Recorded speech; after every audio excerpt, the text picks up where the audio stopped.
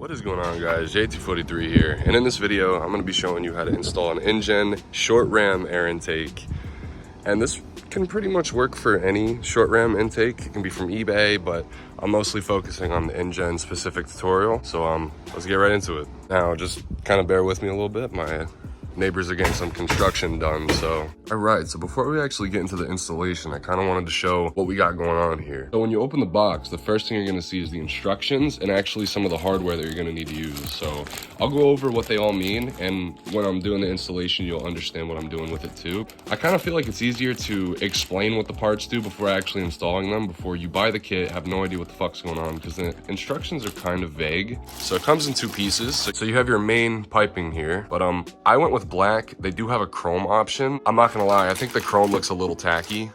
Sorry to anybody who likes chrome out there, but I think the gloss black just gives it kind of a nice subtle look to it. And it's hard to see on camera, but it does have a little bit of a gloss to it, so it's not just like matte black or gloss black. It does have some flake in there too. So the second most important piece is the actual air intake or air pod filter itself. Now I went with blue. They have a couple different color options. I'm keeping it in the bag because I don't want to touch it with my dirty ass hands. And it says Injen on the bottom. Now the reason I went with Injen, if anyone is wondering, is because people have been using Injen air intakes since the car came out. Now yes, there's the K&N Typhoon, other eBay options, which I don't recommend doing because eBay is sometimes never the answer. But enough with the explaining of everything. Let's go install this on the car. So now that we explained everything that comes in the kit, the first thing you're gonna go ahead and do is open up your hood. So what we pretty much have here, and I have a pretty dirty engine bay, so don't mind that, but we're pretty much eliminating this whole box and this whole tubing section, even this little tube down here too. And then we're gonna have to get back there and really do some stuff. So the first thing you're gonna do is go ahead and unplug your map sensor over here. When unplugging it, you wanna be super careful that you don't break these clips or this little tab here, because you know, you don't wanna do that stuff. But to unplug it, all you're gonna do is you're pretty much just gonna pull down on this end piece right here, and then you're just gonna unplug it. Just like that. So after you're done unplugging your map sensor, you're gonna go ahead and disconnect this vacuum hose right here, or vacuum tube if you will. I'm gonna go ahead and just use these vice grips right here, and I'm just gonna pull this back a little bit. So I'm gonna squeeze it and then pull it back very carefully. So I have that pulled back. Now I'm able to take that tube off just like that. All right, so then the next step is gonna be loosening this 10mm nut right here. So I'm gonna loosen that up, which will make the stock air intake be able to actually pop off. I'm just gonna go ahead and grab my socket with a 10mm on it, and then I'm just gonna pull it off.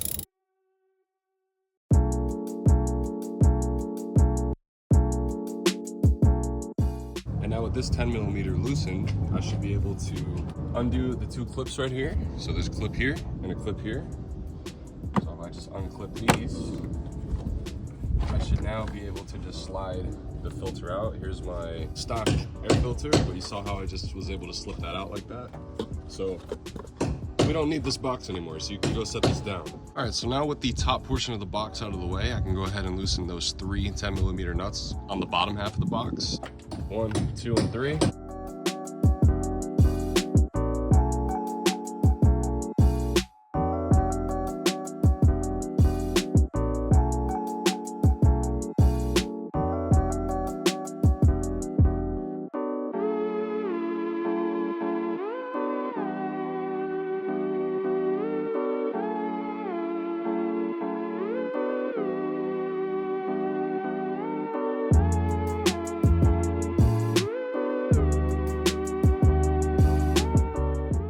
So now that I got these three 10mm out, I'm now gonna have to take this rusty ass 10mm out right down there, so I can take the tube out. And then once I have the tube out, then I can take the bottom portion of the box out.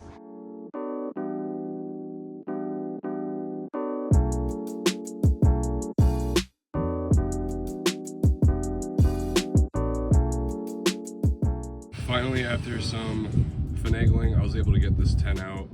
You're not gonna need this again, so if it is fighting you like mine is, like, look how much fucking rust is on that thing, dude.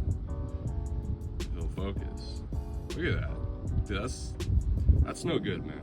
We can chuck that out in the garbage. But yeah, so once you were able to get that 10 out, you can simply just pop this tube out, kind of finagle it out, and then just kind of pull it upwards like that.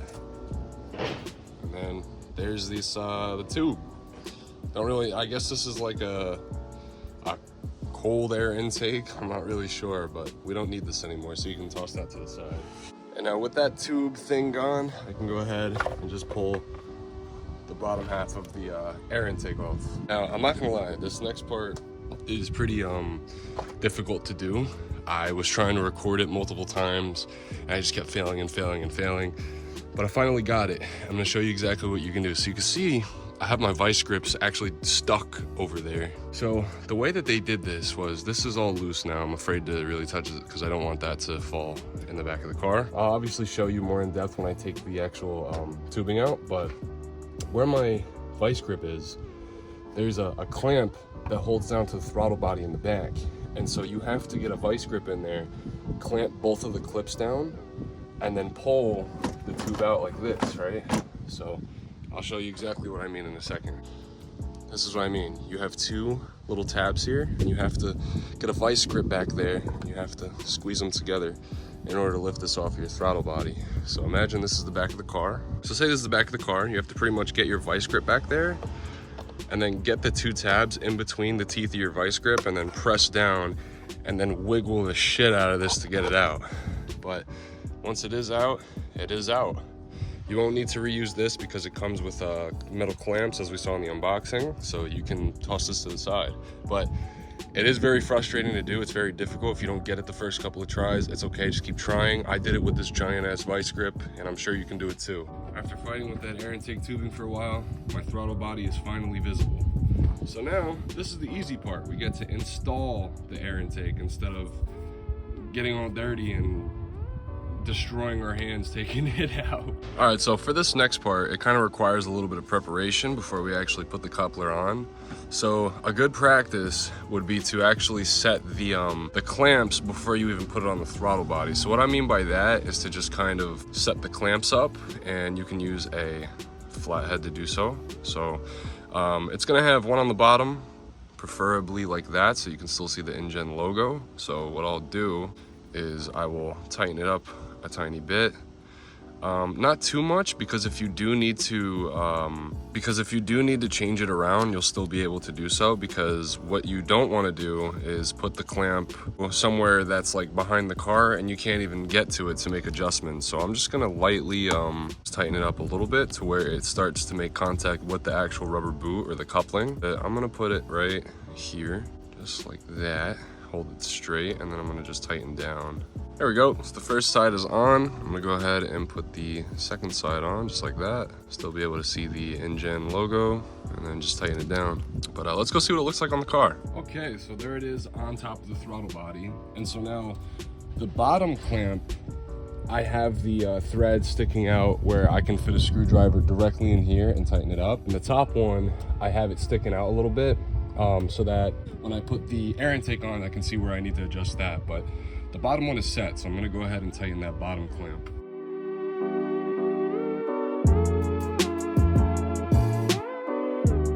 So now that I have that bottom one tightened down, I'm gonna go ahead and put the actual air intake on itself, at least the piping. All right, so what I'm gonna do now is I'm simply just going to set this into place in the couple itself, like that. So this is gonna sit right about there with that downward. It's nice into the couple. And then I'm gonna go ahead and tighten down that clamp. So after tightening down that clamp, I'm gonna go ahead and grab this out of your hardware bag. This is a anti-vibration bushing, and this is gonna sit right from where we took the bottom half of the airbox out, and then it's gonna mount in here where the air intake mounts down to. So you're just gonna put that in the middle like that, and then screw this. I believe it's either a 10 or an 8mm on top.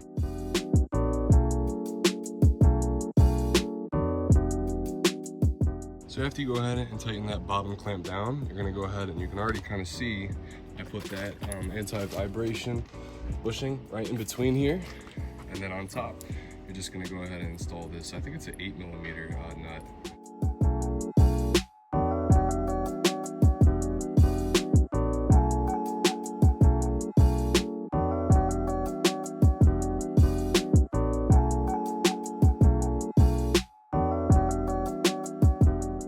Okay, once you have that done, once you have that 10mm nut down tight, you can go ahead and move on to the next step. All right, so I think the next thing we're gonna do is throw the actual air intake pod filter on. So go ahead and slide this off. I'm gonna pull it out of the bag. Just gonna touch the outside. I'm not gonna actually touch the filter.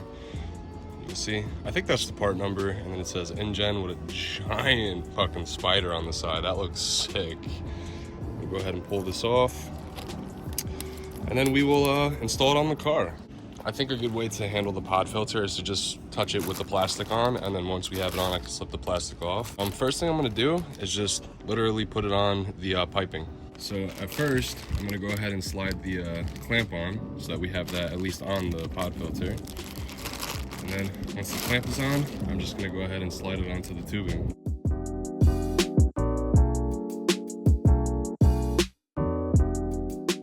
Just like that, air intake is on. Now don't be fooled, when you first slide it on, it'll feel like it's on originally, but you should feel a little bit of a resistance, and then once you get over that resistance, it should feel like it's sliding onto like a groove. Once that is on, you can go ahead and tighten that nut up on the clamp, and then you're good to go on the air filter.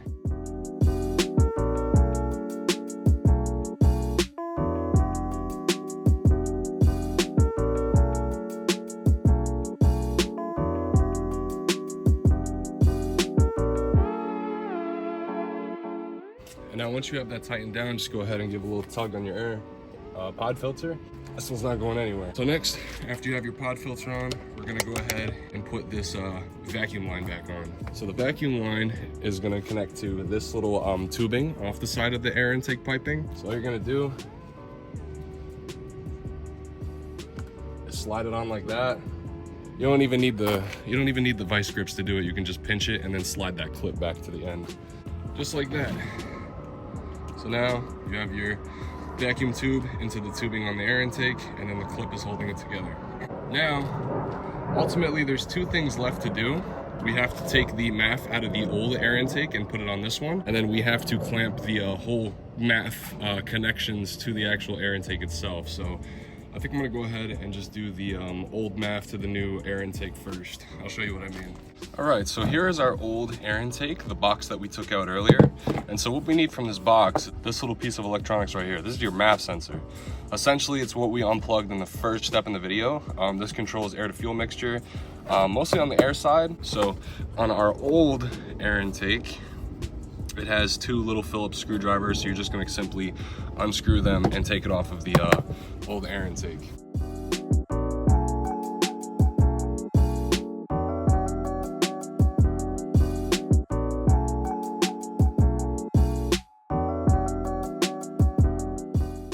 And so once you have the two screws out, you're simply just gonna pull up on it, and you should see something like this come out of it. So now we're gonna take this and put it into the new air intake. And so to do this, we're simply just gonna line up the holes so you can see the pattern right here, and it lines up right there. I'm just gonna go ahead and stick this in, and then line it up with the holes on the new air intake. And then Injen was actually generous enough to give us new hardware to tighten it down. So you can throw these old nasty screws away. Well, this is the new hardware that Injen gave us, and instead of it being a Phillips, it's a hex bolt, it's an Allen key. So I'm gonna go grab one that fits this, and then we'll tighten that MAF sensor down. Okay, so I got the Allen key. I'm gonna go ahead and bolt that down real quick.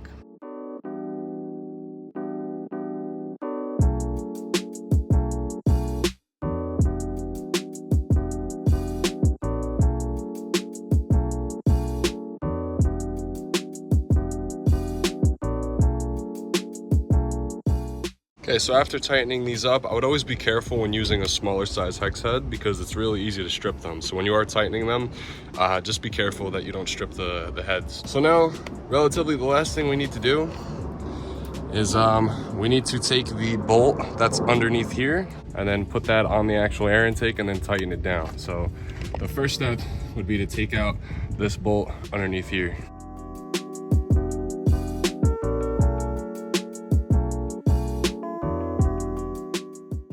Funny enough, mine actually stripped, so I had to use pliers and just gouge it the fuck out. But it is free. So now you'll see on the bottom here, it has room for a hole, and that's just gonna mount right to this section on your air intake. So it's gonna sit, there's the screw hole, it's gonna sit right on top Just like, sorry, I had to give up the tripod, but it's gonna sit right up here like that, and then you're just gonna bolt it in from the bottom with the 8mm screw that Injen gave you, which is this guy right here.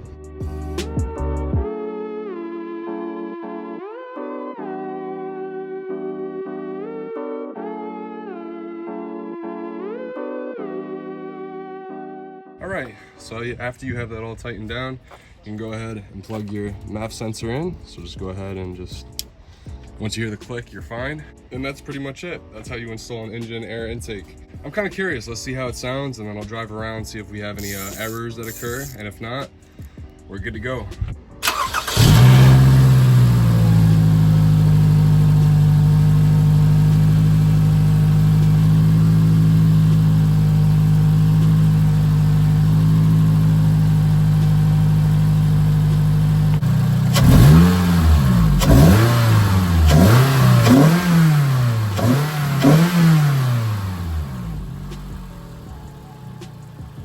Oh, dude, she's fucking sturdy, man.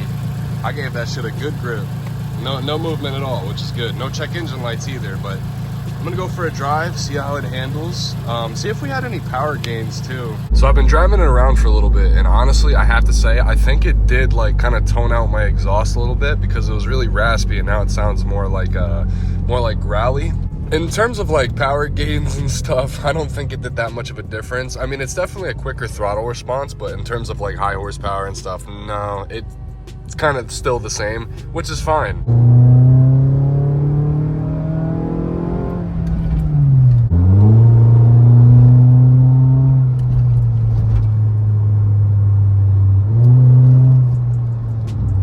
Makes it sound, I don't know what it did, but it definitely balanced out my exhaust a lot more. It made my exhaust sound more like an exhaust rather than just something you slapped on the car, you know what I mean? Pulled over to give it a double check, make sure everything's all right. And once again, shaking the air intake, nothing's moving, shaking the pod filter, making sure everything's tight, MAF sensor's tight, vacuum lines are looking good.